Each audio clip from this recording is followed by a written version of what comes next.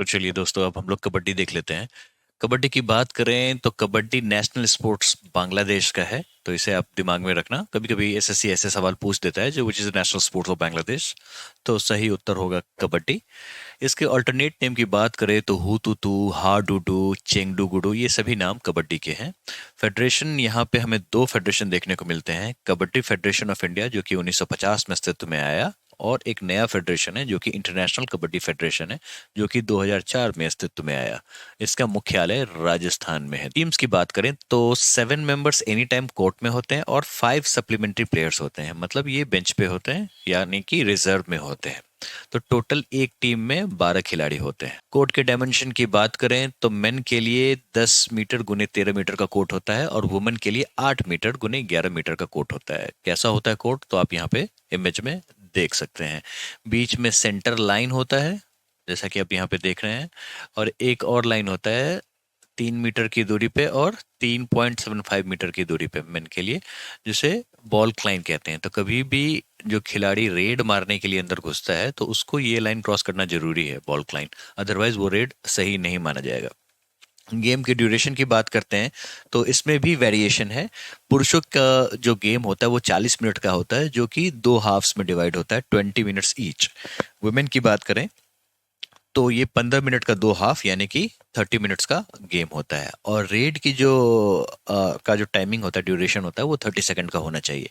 तो कोई भी व्यक्ति अगर रेड मारने आता है तो वो 30 सेकंड के अंदर में सारा खेल हो जाना चाहिए। टर्मिनोलॉजीज की बात करें रेड, तो जैसा कि आपको नाम से पता चल गया होगा, जब खिलाड़ी अपोनेंट टीम के अंदर में घुसता है हुतुतु बोलते हुए या फिर कबड्डी बोलते हुए, उसे रेड कहते हैं। और कांट का मतलब होता है काइंड ऑफ चैंटिंग, जो भी जिस तरीके से कबड्डी कबड्डी कबड्डी या फिर हु तू तू बोलते हैं उसको कांट कहते हैं, ब्रोकन कांट, उससे आप समझ गए होंगे। हु तू super tackle, super red, do और डाई रेड, हाँ ये भी बड़ा इंपॉर्टेंट है। जब कोई व्यक्ति रेड मारने घुसता है और उसको कुछ हाथ नहीं लगता है और वो 30 सेकंड के अंदर फिर वापस आ जाता है अपने पाले में, और ऐसा वो 2 बार करता है, तो तीसरी बार जो होगा वो डू और डाई रेड होगा। तो ये आप दिमाग में रखना। लोना का मतलब होता है ऑल आउट। कहने का मतलब ये हुआ जब सामने वाली पूरी टीम आउट हो जाती है तो अतिरिक्त 2 अंकों का बोनस मिलता है, और इसे कहते हैं लोना। ट्रॉफीज की बात करें, the pro kabaddi league, kabaddi world cup, 2 trophy हैं, और प्रो कबड्डी लीग जो है 2014 में अस्तित्व में आया। तो सीधे चलते हैं सवालों पे। दोस्तों देखते हैं कौन कौन से सवाल कबड्डी से पूछे जाते हैं और किस प्रकार के सवाल होते हैं। तो dash is an Indian sport in which the raider enters the opposite team half to tag opponents without taking a breath. The right answer is kabaddi. Tagging का मतलब होता है छू के जो निकल जाते हैं ना, जब आप सामने वाले ओपोनेंट के में जो खिलाड़ी होते हैं उनके या तो कपड़े को छू लिया या फिर उनसे छू लिया, उसको टैगिंग कहते हैं, ठीक है। विदाउट टेकिंग अ ब्रेथ मतलब जो कैंटिंग करते हो, CANT, उसको कैंट कहते हैं। चैंटिंग काइंड ऑफ थिंग होता है ये, ठीक है। जब कबड्डी कबड्डी बोलते हुए टच करते हुए निकलते हैं, ठीक है। तो राइट आंसर है इस कबड्डी, जैसा कि आपको लग गया होगा।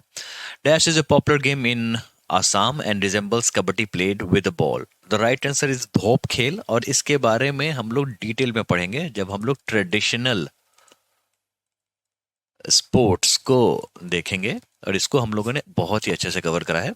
तो in which sport is the term lona used, जैसा कि हम लोगों ने ऑलरेडी देखा, राइट आंसर इज कबड्डी। लोना का मतलब होता है ऑल आउट, और इससे हमें अतिरिक्त 2 पॉइंट मिलते हैं। In which year was the pro kabaddi league founded in India? The right answer is 2014। ये बहुत ही नया इवेंट है, जिस तरीके से IPL होता है उस तरीके से प्रो कबड्डी लीग भी होता है, और ये 2014 यानी कि 2014 में अस्तित्व में आया। International Kabaddi Federation was founded in which year? The right answer is 2004, जो कि हम लोगों ने देखा। जो ये एक नया फेडरेशन है और 2004 में अस्तित्व में आया। इसका मुख्यालय राजस्थान में है। तो इस तरीके के सवाल कबड्डी से लेके पूछे जाते हैं। अब चलते हैं हम लोग नेक्स्ट स्पोर्ट्स की तरफ।